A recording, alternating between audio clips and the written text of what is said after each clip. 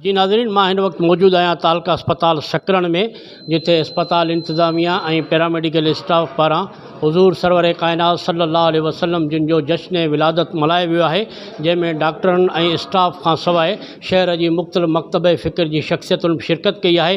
अचो हिननि खां पुछूं था त हुज़ूर सरवर कायनात सल्लल्लाहु अलैहि वसल्लम जिन जो जश्न विलादत हिन कीअं मल्हायो ऐं हिननि जो तासुर विलादत जे बारे में छा आहे। बिस्मिल्लाहिर्रहमानिर्रहीम। अल्हम्दुलिल्लाह अज़्ज़ा वजल पैरामेडिकल स्टाफ जे तरफ़ां हीअ अज़ीम उशान प्रोग्राम हर साल महबूबन करीमन सल्लल्लाहु अलैहि वसल्लम जी ख़ुशीअ में विलादत जी ख़ुशीअ में अल्हम्दुलिल्लाह मीलाद मल्हायो थो वञे। ऐं मूंखे 2-3 साल थिया आहिनि मां अब्दुलसत्तार अल मदनी अल्हम्दुलिल्लाह हिन महफ़िल में ख़ुसूसन जेको बि अर्ज़ु करिणो हूंदो आहे 2-3 ॿोल ॻाल्हाईंदा आहियूं। अल्हम्दुलिल्लाह ख़ुशी थींदी आहे जो अमलो सॼो डॉक्टर ऐं काफ़ी तइदाद में वॾे अंग में अल्हम्दुलिल्लाह इन्हनि जा जेके दावतूं ॾिनियूं वेंदियूं आहिनि उहे बि ईंदा आहिनि। ख़ुशी थींदी आहे महबूबन करीमन जो विलादत इन्हनि जे मक़ामनि ते थींदो रहे त इंशाअल्लाह इन्हनि मक़ामनि ते बरकतूं ईंदियूं। पैरामेडिकल स्टाफ आहे अल्हम्दुलिल्लाह हिते अल्लाह चाहियो त बीमारनि खे बि शिफ़ा मिलंदी। करीम रब खां दुआ आहे असांजी हाज़िरी क़बूल फरमाए। बच्चन खान जलालानी तालका हॉस्पिटल सकरन सां आहे वास्तो, ऐं उते ड्यूटी कंदो आहियां। जीअं त ही मीलाद नबी करीम सल्लल्लाहु अलैहि वसल्लम जे यादि में, नबी करीम सल्लल्लाहु अलैहि वसल्लम जे ॼमण जे ॾींहं में, हिन ख़ुशी में सभिनी भाइरनि पैरामेडिकल ऐं मेडिकल स्टाफ खे ऐं मुबारकूं ॾियां थो त हिन ख़ुशीअ में जिन बि भाइरनि पंहिंजो हिस्सो वरितो, अल्लाह ताला उन्हनि खे अजर ॾींदो। मेरा नाम डॉक्टर मंसूर अहमद कुरैशी है और तालका अस्पताल सकरन में सीनियर मेडिकल ऑफिसर हूँ। ये आज का जो प्रोग्राम है जश्न ईद मिलादुन्नबी के हवाले से, ये तकरीबन मुझे 12 साल हो गए हैं। 2012 से मैं यहाँ पर हूँ।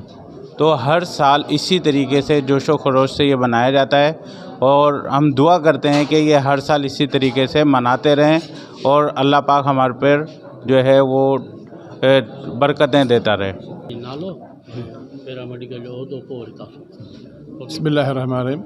मुंहिंजो नालो नूर मोहम्मद पाही आहे। मां एक्सरे टेक्नीशियन आहियां ऐं पैरामेडिकल में औज़ादार आहियां।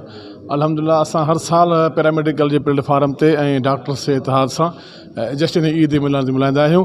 इन में असांखे शहर जी तमामु सुठनि आलिमनि जो तावन हासिलु हूंदो आहे ऐं अॼु बि तमामु कामयाबु प्रोग्राम थियो आहे ऐं उमेद था कयूं त इंशाअल्लाह आइंदा बि इहो सिलसिलो जारी रहंदो।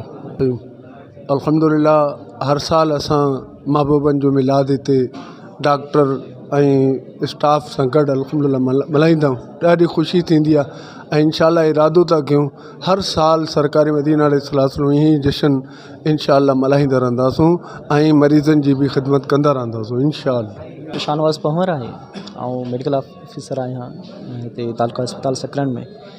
ही महफ़िल थी, इन में तमामु घणी ख़ुशी थी जो असांजो ईमान ताज़ो थियो ऐं अहिड़ा मौक़ा असांखे तमामु घटि मिलंदा आहिनि। अल्लाह तबारक ताला खां दुआ आहे त अहिड़ियूं महफ़िलूं सदाईं शादो आबाद रहनि। आमीन। जी नाज़रीन, तव्हां तालका अस्पताल सकरन में महफ़िल मिलाद जे हवाले सां जेको प्रोग्राम रखियो वियो हो, उन में तव्हां डॉक्टरनि ऐं मौजूद शख़्सियतुनि जा तासुर ॿुधा जिन हुज़ूर सरवर कायनात सल्लल्लाहु अलैहि वसल्लम जी जश्न विलादत जे हवाले सां ॻाल्हायो। क़ाज़ी जावेद सनाई, इबरत न्यूज़ सकरन।